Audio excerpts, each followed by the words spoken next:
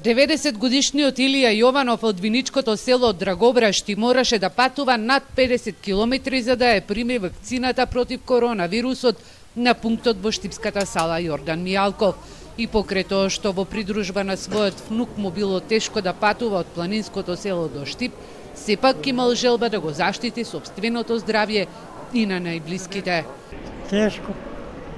Можејќи таму, ама те не биде таму. Некои се вакцинирали таму, ама ја не може. Ја мисля тоа е за добро, не за лошо.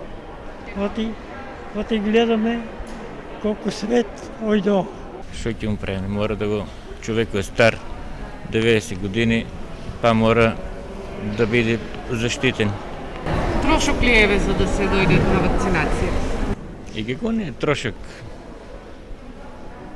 50 километра у еден правец, 50 у другиот правец.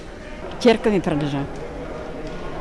И за това се вакцинирах. Јас страве вика додека се вакцинирав не иде кај мене. Првиот пациент кој ја прими вакцината имаше 92, а најстариот кој треба да се имунизира денеска има 100 години. Масовната имунизација во Штип почна со задоцнување од 2 часа. Мој термин, денес термините ги пушти од 10 часот.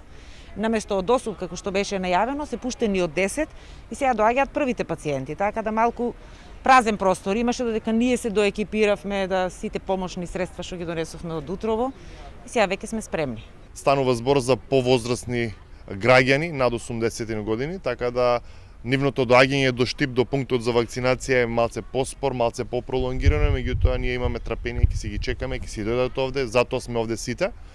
Во текот на наредните денови ќе направиме да овој гап кој што би можел да настане ради чекање на постарите лица да дојдат до пунктот за вакцинација, да го исполниме со други граѓани. Вакцина против COVID-19 денеска ќе примат 1000 граѓани од 86 до 100 години.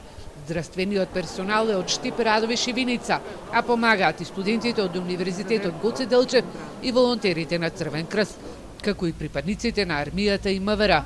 Во Штипскиот пункт вчера пристигнаа 5000, а се очекува секој трети ден да пристигнуваат нови вакцини.